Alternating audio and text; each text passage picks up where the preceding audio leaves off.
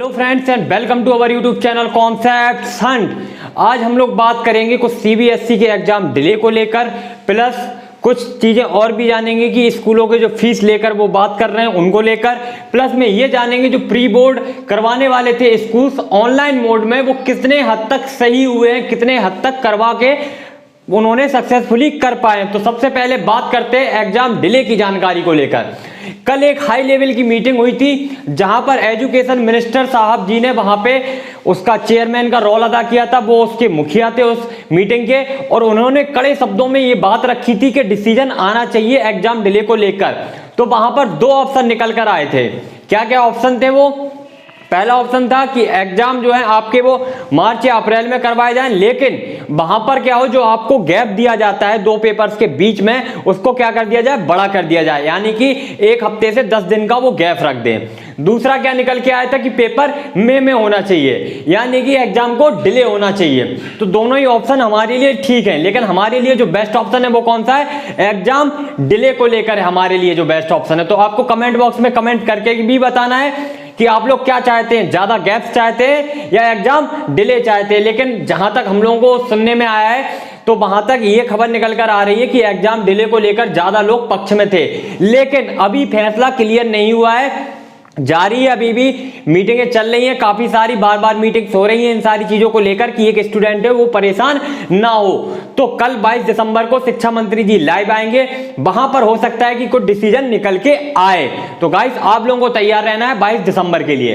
अब बात करते हैं दूसरी न्यूज की जो आ रही थी कि जो स्कूल्स ने बोला था कि भैया हम प्री बोर्ड्स अपने ऑनलाइन ले सकते हैं, हम बहुत ही अच्छे स्कूल से हमने ऑनलाइन पढ़ाई अच्छे से करवाई है। पर अभी क्या सुनने में आ रहा है कि उन्होंने जब पढ़ाई करवा रहे थे वो और जब एग्जाम लिए, दोनों में बहुत ज्यादा डिफरेंसेस हैं। क्या डिफरेंसेस हैं कि जब पेपर लिए तो वहां पर अगर नेट की दिक्कत है, सर्वर अगर प्रॉपर नहीं है, तो वो चीज पता चल जाएगी। पढ़ाई के टाइम पे उन लोगों ने उस चीज को छुपा दिया। तो पहली चीज ये उनकी सामने आ गई कि भाई ये लोग प्रॉपरली नहीं करा पा रहे हैं। दूसरा क्या केस निकल के आया कि वहां पर चीटिंग्स हो रही हैं। ठीक है, तो ये दो केस। तो कुल मिलाकर जो ऑनलाइन सिस्टम से पेपर लेने की बात कर रहे थे ये लोग, उस पर ये लोग नहीं टिक पा रहे हैं, ना ही ये उसको प्रूव कर पा रहे हैं कि ये चीज सही थी। तो जब भैया ये चीज सही नहीं थी तो पढ़ाई भी ऑब्वियस सी बात है कि ऑनलाइन जो हुई होगी वो सही नहीं हो सकती है।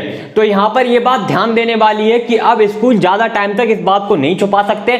मैं मानता हूं कि 100 में से 2-3 स्कूल 4 स्कूल बहुत अच्छे होंगे जिन्होंने ऑनलाइन पढ़ाई बहुत अच्छे से करवाई होगी, लेकिन बाकी स्कूलों को क्या?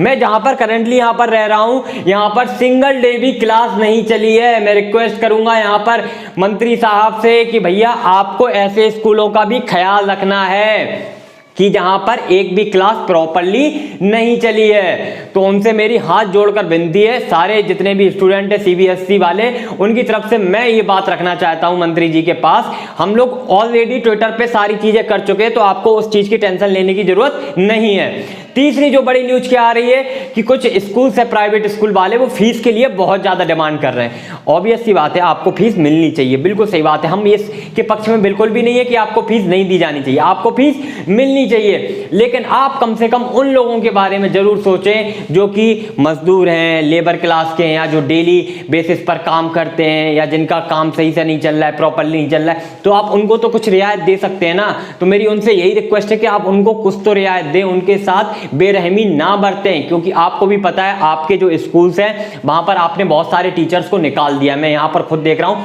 बहुत सारे टीचर्स को आपने निकाल दिया है। आपका लाइट का खर्चा नहीं आ रहा है, आपका बिल्डिंग मेंटेनेंस का खर्चा नहीं आ रहा है, आपका बसेस का खर्चा नहीं आ रहा है, आपके बहुत सारे जो एक्सपेंसेस हैं वो कम हो गए हैं कहीं ना कहीं। तो आप कुछ लोगों को तो इस चीज की रियायत दे सकते हैं ना।